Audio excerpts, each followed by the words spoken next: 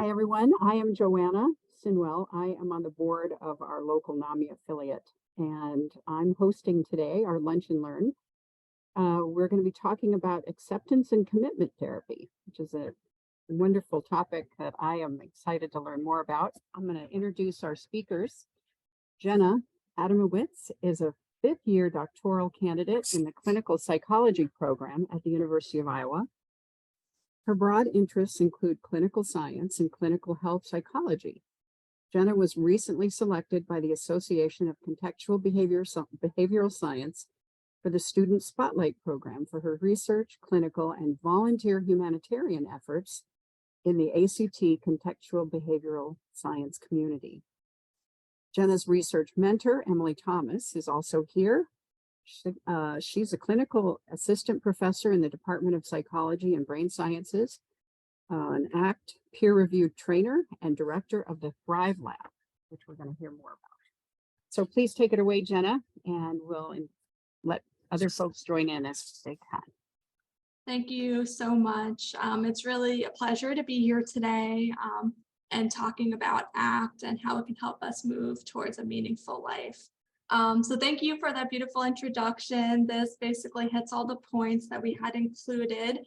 I will just note that the Association for Contextual Behavioral Science, or ACBS, is the worldwide learning and research community for acceptance and commitment therapy, or ACT, among other things as well, like relational frame theory or contextual behavioral science. So that's a really good resource if that's something you're interested in after this presentation. And their peer-reviewed journal is the Journal of Contextual Behavioral Science, or JCBS. And so they publish a lot of ACT-related studies, material. So just want to point your direction to those two things, and in case this is of interest of you.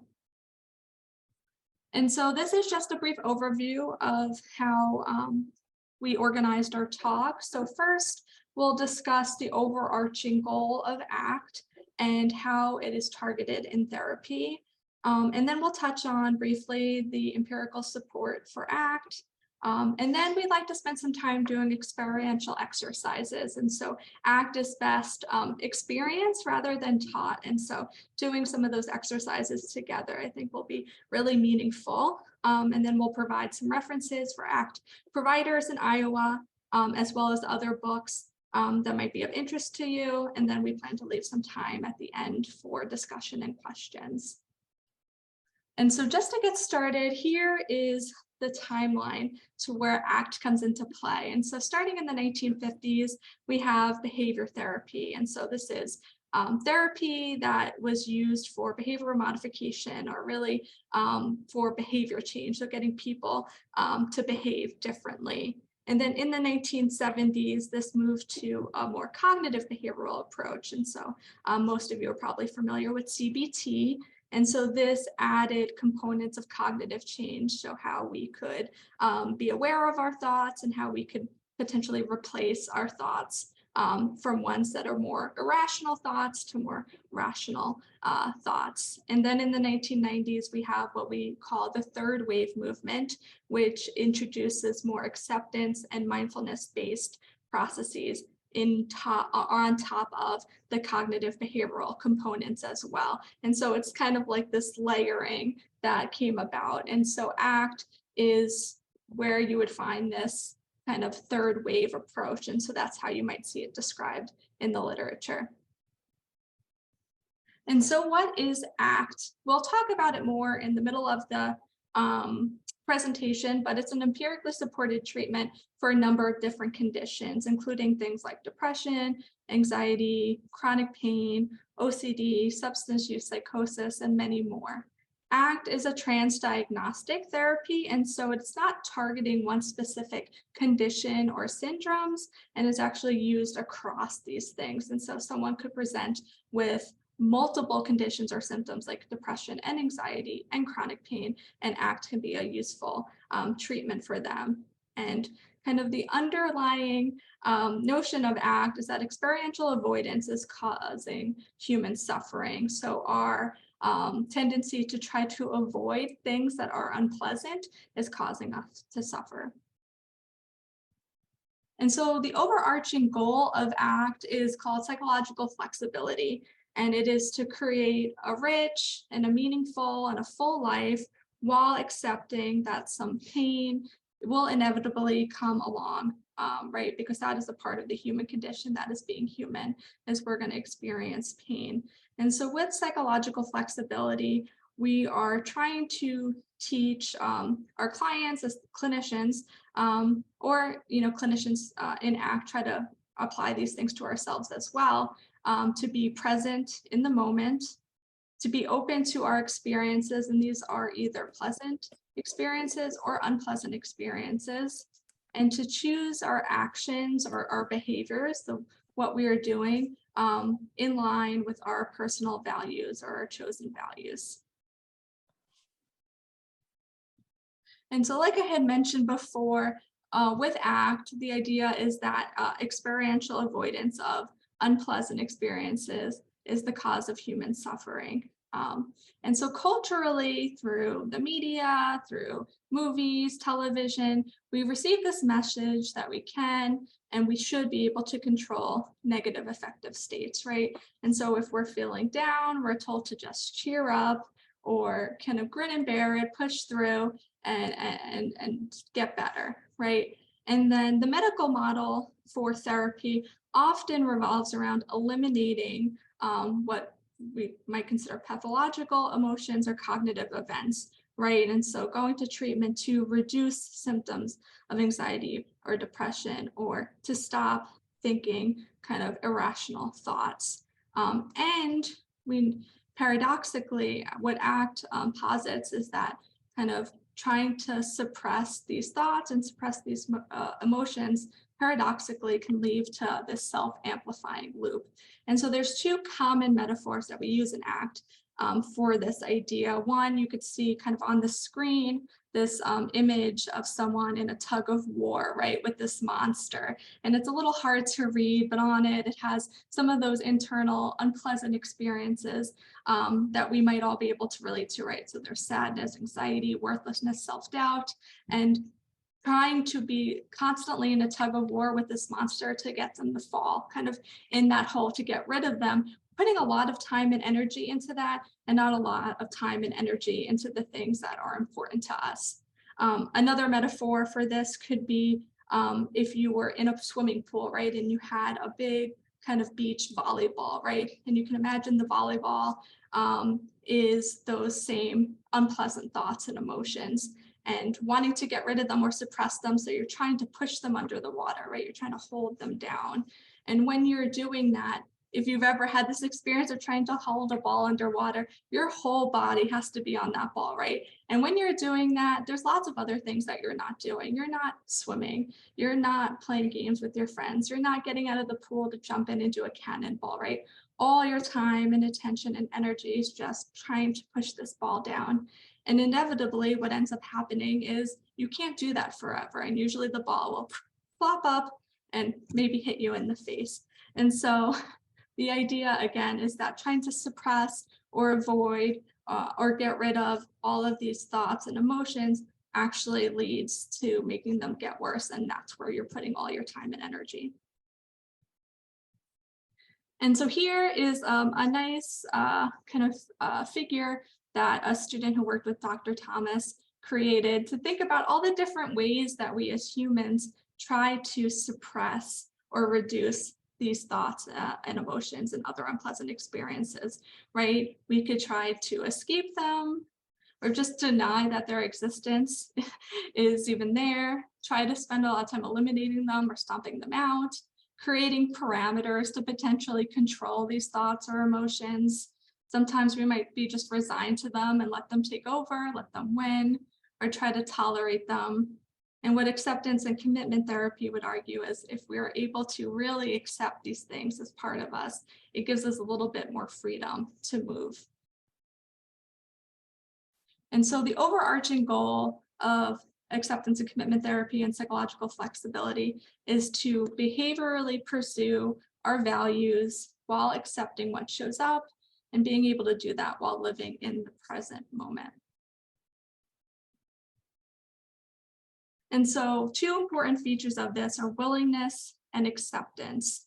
And so a lot of moments in our day can be like a fork in the road, right? Where we have a choice to make, where we're making efforts to move towards something that really matters to us, or we're making efforts towards avoiding experiences that we don't want. And so I'll give a personal example for today. And I'm sure it's one that many people can relate to, is public speaking, right? Going out and putting yourself out there and doing a public talk or event can be a little bit nerve-wracking, right? And thoughts might show up like, are you sure you want to do this? That sounds scary, and some anxiety, maybe some butterflies in your stomach. And so we have a choice, right? Or I'll speak for myself. I had a choice of when being asked, do you want to lead a NAMI Lunch and Learn? One path is, poof, all these things are showing up and they feel really unpleasant. I think I'll just say no, you're right? I'm sorry, I'm unavailable, can't do that. And I don't have to deal with those things. Those things kind of go away. And another choice is, well, acceptance and commitment therapy is something I'm really passionate about. And, I'm really passionate about educating others and teaching other people about acceptance and commitment therapy. And so that's really important to me. And so, which of those do I choose, right? And being able to make the choice that I'm going to move towards what's important to me, and I'm going to choose to do the talk, and I'm going to choose to pick what matters, with some willingness and acceptance that those internal experiences are going to be there too, and they're coming along for the ride. And so a fundamental ACT question that we ask our clients is, given what's important to me, what am I willing to do and experience to move me in that direction in this moment? And so doing that again and again and again. And so psychological flexibility is made up of 6 different but interrelated processes that are targeted in therapy. And so this model is known as the hexaflex. And so I'll briefly go over kind of each of these processes for you. And so starting on the bottom left, we have diffusion, which is watching your thinking, or so being able to take a step back from your thoughts and notice them as the thoughts. So instead of having the thought, I'm anxious or I'm nervous, you might change that to, I'm having the thought that I'm anxious, or I'm having the thought that I'm nervous. And then we have acceptance, which is this willingness to open up and experience the internal events that show up for us. So our thoughts, our emotions, our physical sensations, urges, memories, and just being willing to experience those things. In the middle, we have being here now. And so this is being connected to the present moment. And within the present moment, being able to notice kind of external senses, right? Our sight, our sound, our smell, taste, and touch, but also internal experiences as well. And so those thoughts, sensations, emotions, urges, being able to notice them in the present moment. And then we have self as context, which is pure awareness and ability to one perspective take and see that we are the observers in our own life, and that we are not just one emotion or one thought, or we not just one role, right? We are a container for all of these things. And then on the left, we have our values, and that is what is important to us. So that's who's important to us in our life, like maybe friends or family.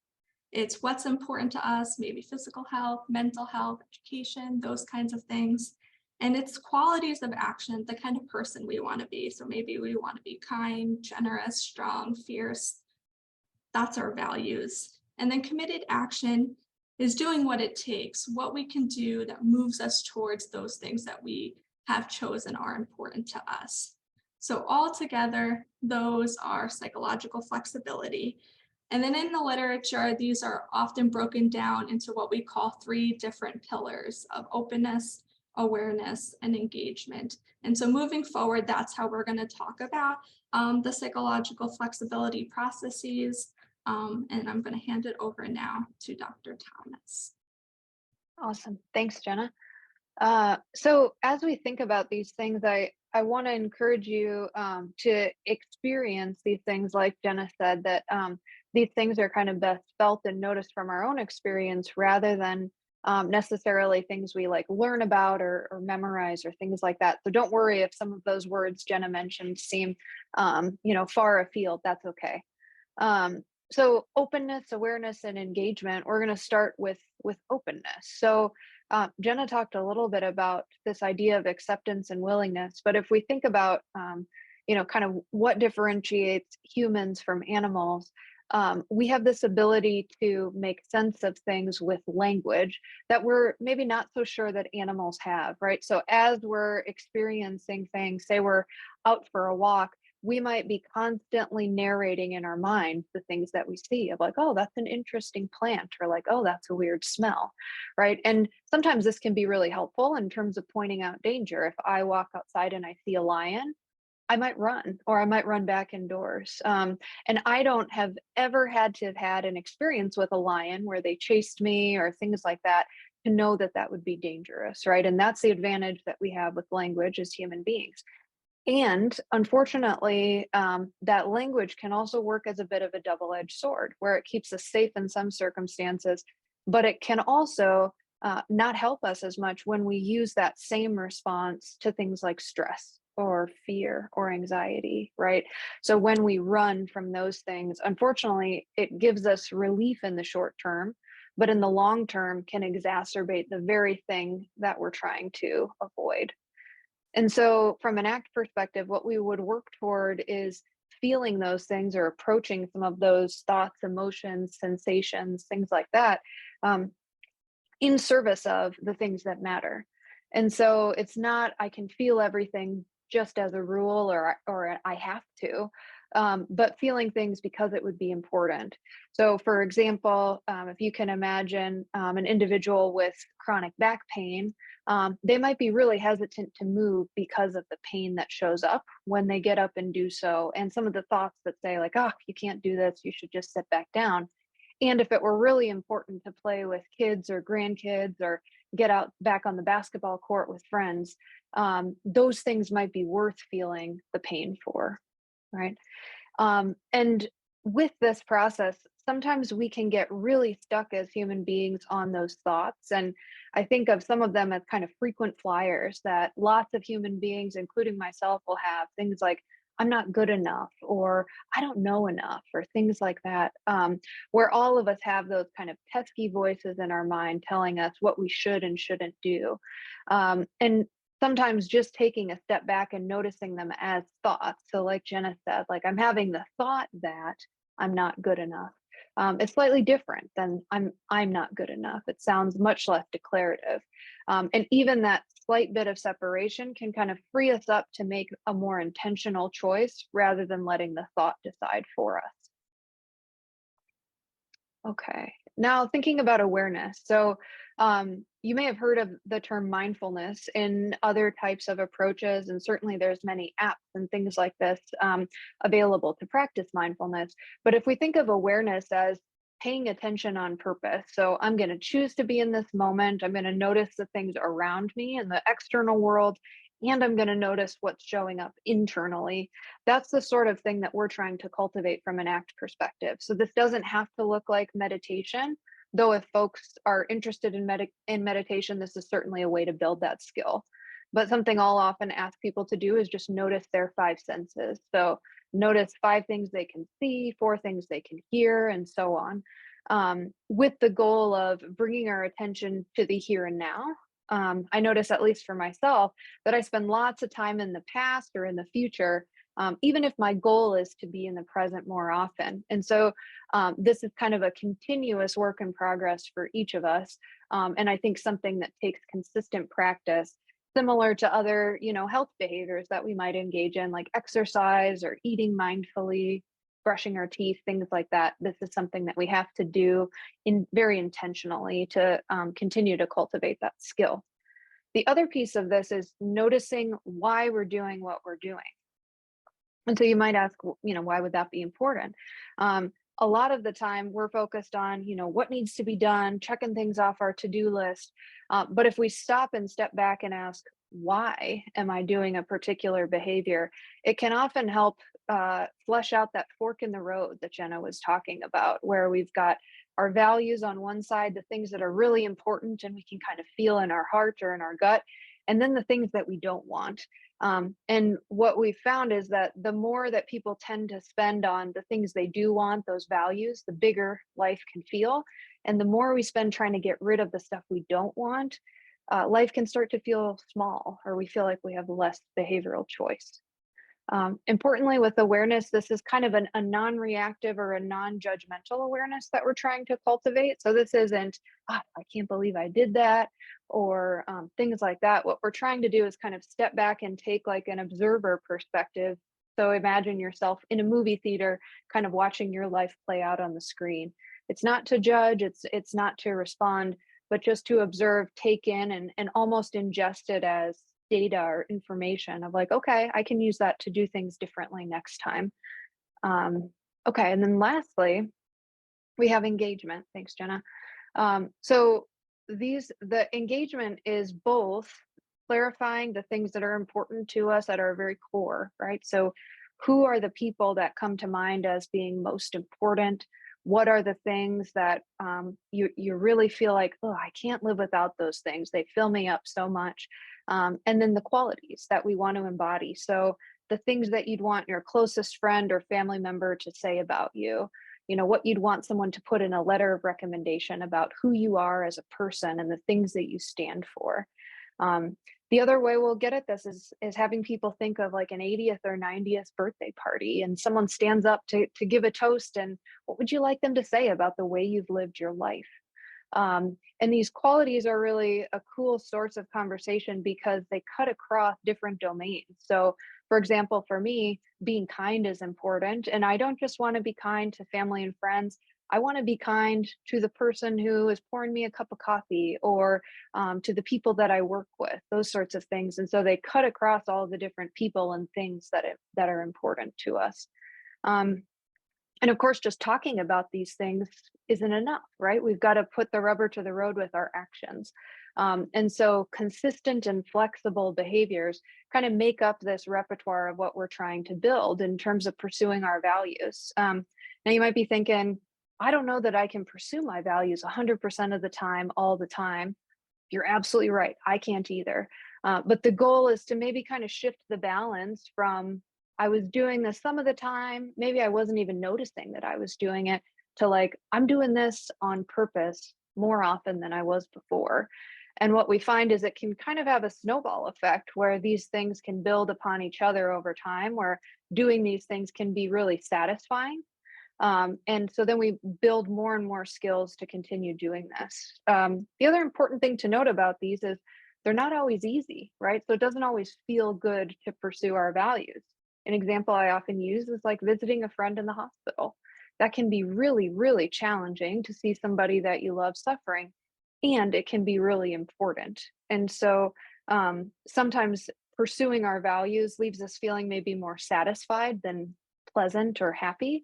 But that feeling may be a bit longer lasting, and one that kind of sticks with us in terms of encouraging us to do that in the future. Okay, I think that's all I have for that one, Jenna. So I'll pass back to you. Thank you. And so the therapist stance when using acceptance and commitment therapy really is a quality, and that these things are a common human experience, right? And so we all do these. We all have these internal experiences, these thoughts, these emotions, these sensations that come along for the ride with us. And we all try to avoid these things at times that are unpleasant, right? That is really part of being a human. And we try to put to practice psychological flexibility in these processes by modeling them in the room. And like I had mentioned before, experiential learning rather than didactic teaching. And so through things like metaphors and exercises, really trying to get the client to experience and see what these things feel like. And so as I had mentioned at the start, we were going to talk a little bit about the empirical support for ACT.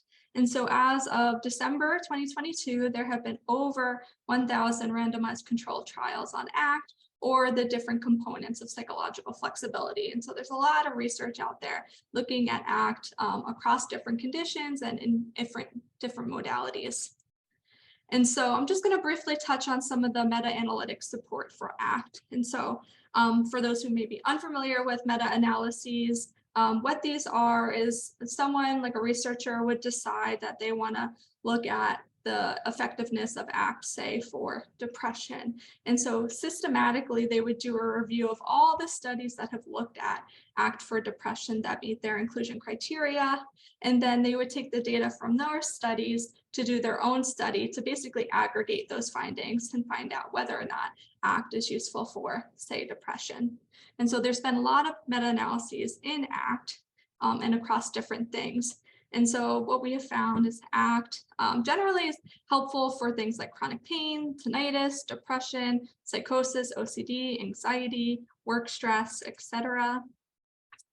Again, it's been found to be helpful in reducing symptoms of depression. It's been shown to be an effective treatment for, again, anxiety, depression, addiction, somatic health problems like fatigue and pain. It's also been shown to be effective treatment for substance use disorders, things like smoking cessation and other drug use disorders as well. It's shown to reduce mental and behavioral disorders in children. So ACT is not just for adults, but children and adolescents as well. It's shown to be effective on depression, anxiety, stress, and quality of life in family caregivers. And has also shown to help promote physical activity. We've also found that it helps to reduce negative symptoms in psychosis and reduce hospitalization or rehospitalization in individuals with psychosis. It's also been helpful in patients with breast cancer in reducing things like anxiety, depression, and stress, and increasing hope. And then also effective, again, in chronic pain treatment. And I just want to note that these are across different modalities as well. So ACT has shown to be useful in individual therapy, in group therapy settings, in virtual or online group settings, and also through things like mobile apps as well. And then I'll just end on this meta-analysis of meta-analyses. And so this meta-analysis led by Gloucester did a meta-analysis of all those meta-analyses to see kind of overall how effective is ACT. And across 20 different meta-analyses and 133 studies, they showed that ACT is efficacious. And so all to drive the point home that there is a lot of empirical support for acceptance and commitment therapy. Before we move on into the experiential exercises, just wanted to ask Emily if there's anything you wanted to add to that. No, I think you covered it well. Okay. All right, and so now for the remainder of our time, we'll do some experiential exercises. We have 3 kind of noted here, but we'll see if we can get through maybe 1 or 2 of them. So for these exercises, we're not going to ask anyone to share any of their experiences. No one's going to be asked to, share anything in the chat or anything like that. And so this is all just made to be kind of reflective and just try to experience some of those processes that we were talking about earlier. And so if it's easier or more helpful for you to shut off your video during this portion, that's totally fine. Just ask that you try to find a comfortable seated position, and you can keep your eyes open for these exercises or closed, whatever is most comfortable for you. And so this first exercise is called Passengers on a Bus. And so I just want everyone to take a moment and just to imagine yourself that you're a bus driver on a bus. And so picture yourself, in the driver's seat. You got your seatbelt on, hands on the wheel, the open road ahead of you. But this isn't just any bus. This is a special bus, because with this bus, the route that you're headed in is towards a destination of a valued place for you. And so maybe you're headed towards who is important in your life. You're headed towards friends or family. Maybe you're headed towards something that's important to you, like mental health, physical health, education. Or maybe you're headed towards the kind of person you want to be, being kind, generous, strong. So just take a moment and reflect, where are you headed on your bus? What value do you want to head towards as your destination?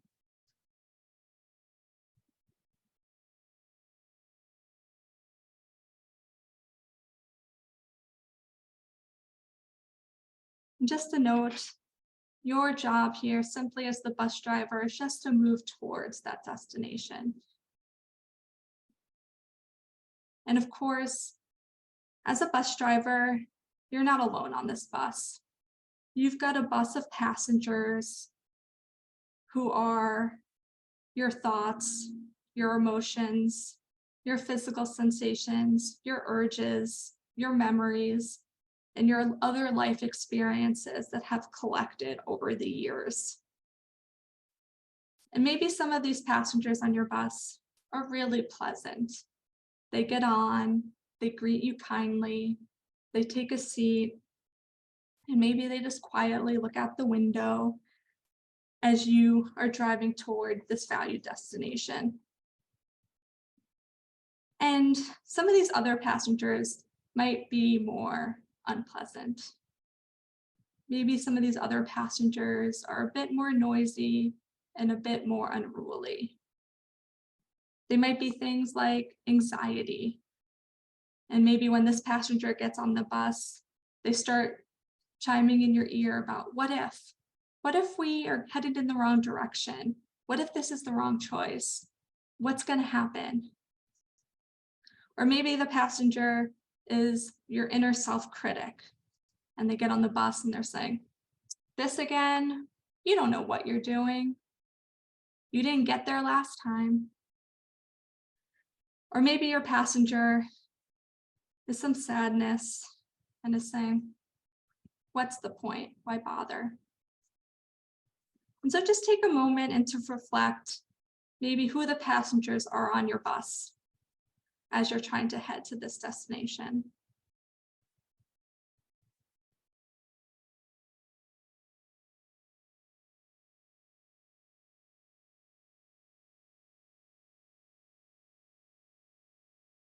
And so as the bus driver, when you're headed towards this destination, these passengers, particularly the ones that are more loud, unruly, disruptive, do not want you headed that way toward your destination.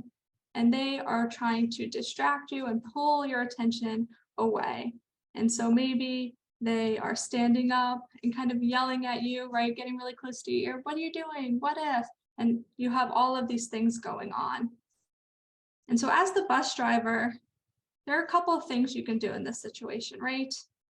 Maybe to get them to chime down, you've kind of yelled over your shoulder, hey, pipe down back there. And doing that has led you into kind of a verbal back and forth with some of these passengers on your bus. Or maybe you pull over, take the keys out of the ignitions and say, that's it, I'm not driving until all of you get off this bus right now. And these passengers don't want to get off the bus, right? And so now you're at a standstill. Or maybe you decide, okay, I'm going to turn this bus around and I'm going to go home. And maybe you go home and go in for the night, go to bed. I don't want to deal with it. I can't stand these passengers. Or maybe you give in and you say, okay, anxiety or self-critic or sadness, you take over. I'll let you drive the bus. I can't deal with this anymore. You could take over. And then they take over the bus and maybe lead you on a detour. And so just think for a moment, maybe some of the things you've done in the past to get these passengers to pipe down.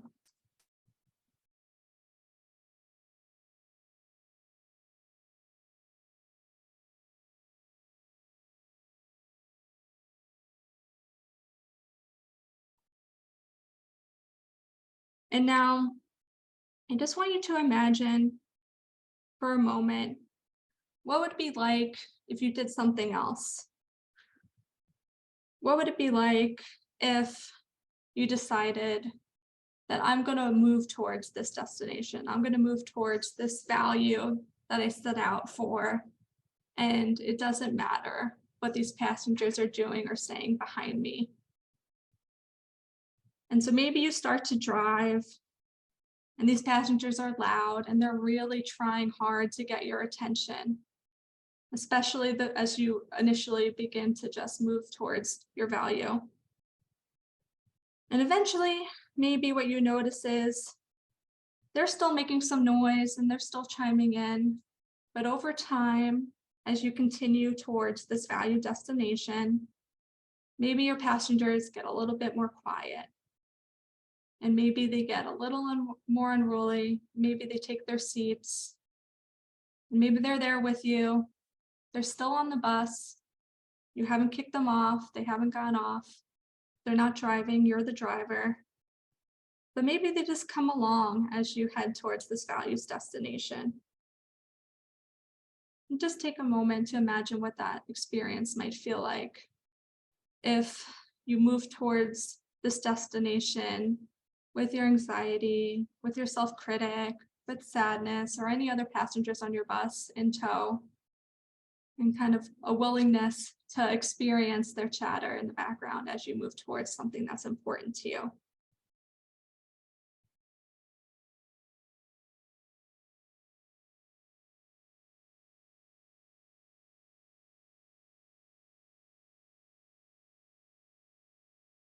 Okay.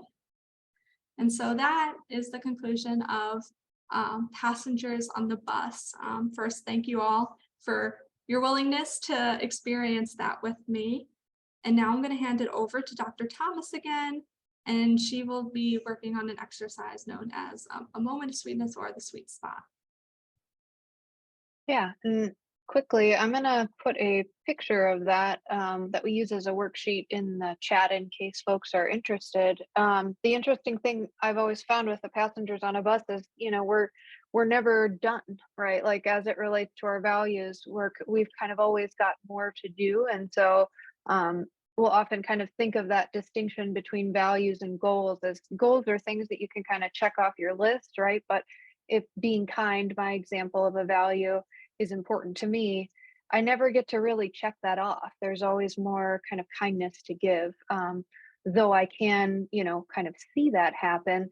That might be more an exit ramp on the freeway in my car, whereas there's always more driving to do as it relates to values. And so that kind of distinction, I think, is helpful when we think of like our mind can give us those thoughts of like, well, if I can just get through this or things like that. With our values, there's always more work to be done. So kind of carving out small little goals or things that we can do to make these things important, I've found can be really helpful in terms of making them manageable. Okay, so I'm going to walk us through an exercise called the sweet spot. And this is another one where you might consider closing your eyes. You're certainly welcome to turn off your camera as well. So I really like to use this kind of early on in workshops or even in therapy with folks as a way to kind of clarify some of the things that are important. So I'll just dive in, but again, feel free to close your eyes if you're comfortable or rest your eyes on a particular spot in the room. So we thought about some of those passengers that might show up for you, some of those difficult thoughts and emotions or sensations, as well as some of the ways that we might try to quiet them or get rid of them. But what I'd like to think about now is really different from that. I want to try to understand a moment in life where you experienced sweetness, an experience where maybe you were able to let go of the struggle with thoughts and feelings, even if just for a moment. It doesn't have to be a big moment or the most monumental thing, or it could be. Just pick any moment, big or small, recent or long ago, when you felt really present, engaged, or alive. You might find yourself doing a little bit of mental ping-ponging right now, so trying to choose the right moment or the best moment. See if you can notice that for a moment and let go of that struggle, just settling on whichever sweet spot shows up for you. And I'll give you a minute to find one.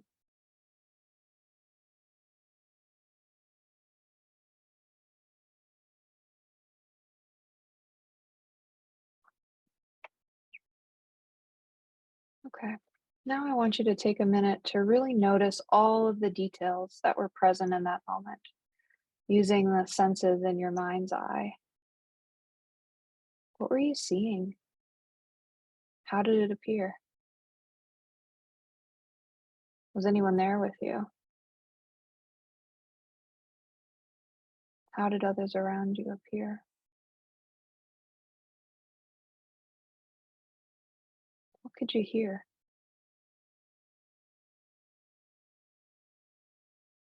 What did you smell or taste? How are you feeling?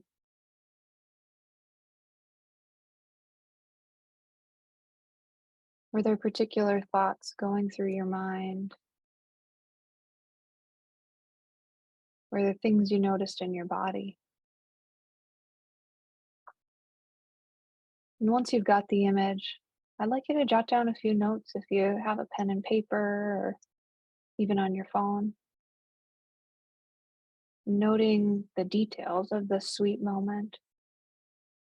And if you can, take note of those things that you noticed with your five senses, the things you could see, hear, touch, taste, and smell, as well as those things that were coming up in your mind, things like thoughts and emotions, and things in your body.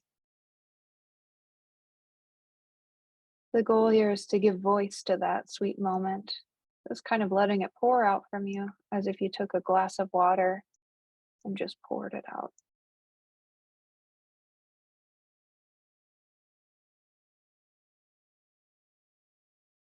So I'll give you a minute to jot down a few notes about this sweet moment.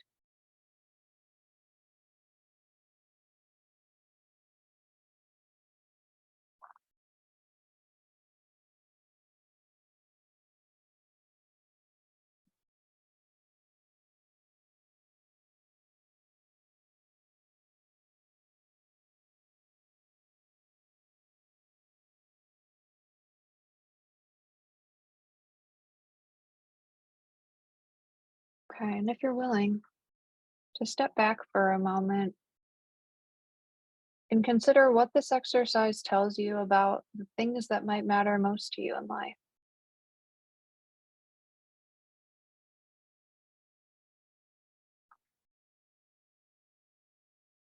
And I'll share, I've done this exercise a lot in different groups, and it's really interesting. Lots of folks will have kind of inconsequential moments show up for them where they were really present, say just like petting their dog, or outside enjoying the sun on their face, or things like this, where they were able to connect with their five senses and be present. Others will remember really major events like a graduation or a wedding or having a child or things like that. No event is right or wrong for this, but sometimes they can point us to some of those things that matter. And a lot of emotion can show up with this one too. Sometimes and often our values are really tied in with the things that can cause us to feel the most. So when we kind of open ourselves up to care about something or someone, that also brings about some vulnerability, with the possibility that, like, oh, okay, maybe I won't always have this relationship or this thing to care about. Um, and this exercise can bring about some of that, as well as thoughts about, like, maybe I'm not doing as well as I would like to be doing with this particular value. So I'm curious if anybody had any reflections or thoughts with this one that they'd like to share, and no worries if not, we can do our last one as well.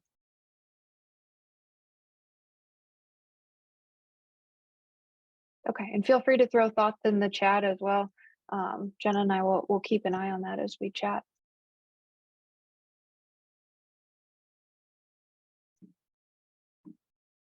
Okay. So last but not least, thinking about values of the buffet. So something we'll often hear from folks as we think about values is like, well, so many of these things might be at odds, while I'm here giving this talk, I can't also be walking my dogs or taking Jenna out to lunch, calling my mom or things like that, right? And those are all true, right? Like sometimes by doing one thing, we can't also be somewhere else at the same time. And that's fair. And so much of our life is a time management exercise, right? Where we're having to pick between different opportunities, all of which come with a cost, right? While we're doing that, we can't be doing something else. And oftentimes, at least in my experience, I find when I'm trying to do too many things at once, I don't necessarily do any of them particularly well. And so oftentimes for me, focusing on one can be important, but then shifting is also an important skill as well. And so if you can imagine like a lunch tray from maybe when you're back in elementary school, and for those who may not have had a similar experience to me, I'm thinking of those trays where they've got little sections for each thing, and you might get to choose what goes in each, right? And so for me, thinking back on lunches when I was in elementary school, one of the good old Iowa lunches that many people not from Iowa laugh about is the chili and cinnamon roll, which seemingly do not go together at all. Right. But if we think about kind of putting different things in each of those spots, we can think about our values in a similar way, right? Where we all may have many things that are important to us, and on a particular day, we get to fill up our plate with different aspects of what matters. And so, just to give you an example, for me, I would think of family as something to me that's like the protein, right? They're really building me up. They're giving me lots of strength and are very rejuvenating, right? So I might, get a piece of chicken or something like that that would kind of serve as that protein for me. I also might get some, say, potatoes. Maybe not the healthiest, but those might stand for friends, right? Like just really lift me up, make me laugh, bring me joy. Maybe some broccoli as well, right? That might stand for work, where really good for me, probably gives me lots of energy, but don't eat too much of it. You might get a stomach ache, right? And then maybe a brownie, right? Some of that leisure time. For me, I love being outside or going for a walk, getting a nice cup of coffee in the morning. Um, and each day might look different, even throughout the day, right? So if we think of our 3 meals a day as recommended by the FDA, we might fill up our plate several times. But each time, if we're really thoughtful about what we choose to put in each of those little spots, we can kind of create that balance. And so what I'm striving for when thinking about myself, but also when working with clients, is we don't want too much of any one thing, right? If we eat all chicken, all broccoli, all potatoes, none of those things are going to be good for us. But if we get a balance of things, that gives us lots of opportunity for enrichment and kind of having that fulfilling, meaningful life that Jenna was talking about. Okay, so let me pause there. I want to make sure we leave plenty of time for questions. And I'm going to throw some stuff in the chat as Jenna wraps this up as well. But before we go on, did anybody have any thoughts or questions on any of those experiential metaphors? We figured folks would mostly want to kind of keep to themselves here, so no worries if not. We tried to make them internal, knowing that folks would be watching on YouTube as well. But before we move on, did anybody have any questions or thoughts? So when you're doing therapy with folks, do you use some of those examples then? Some of those experiential examples that we went through? Absolutely. Yeah. Right. And these are kind of helpful in a way because they aren't maybe so close to our experience that we feel too attached to it, right? Like we can think Mhm. about the lunch trays as elementary students and laugh a bit, right? But then we can also tie them to our experience to make meaningful change. And there's things that kind of stick with us, right? So then as a person goes to make lunch that day, maybe they're thinking like, man, thinking about what Emily said, and maybe that helps them to make some meaningful changes as well. But Right. absolutely, these are kind of our frequent flyers in terms of metaphors that we like, and the tug of war one that Jenna mentioned too is a popular one. Right. When I think about, for example, trying to help my grandsons not respond too quickly to their emotions, that counting and the calming down and that. So this is kind of interesting to think more in terms of let's feel that, what are you feeling? Let's feel that. And I think that's part of what's happening in parenting right now, is to help children identify what those feelings are, and not necessarily respond to them right away, but just feeling them so that they can accept them. Because I think I know my generation certainly wasn't taught to name them or accept them. Right. Right. Right. Right. And like Jenna said, we're often kind of peddled this message by society that like we should always feel good, or, cheer up and Correct. those sorts of things. And certainly always in a very well-meaning way. But I think you're right that we're not often taught how to label our emotions or notice them, or more importantly, that it's okay, it's normal to have them. And I think it'd be great if we were doing those sorts of things in school. For example, in Australia, they're teaching kids about emotions in kindergarten. And so they're learning that these things are along for the ride as soon as they're hopping on the bus.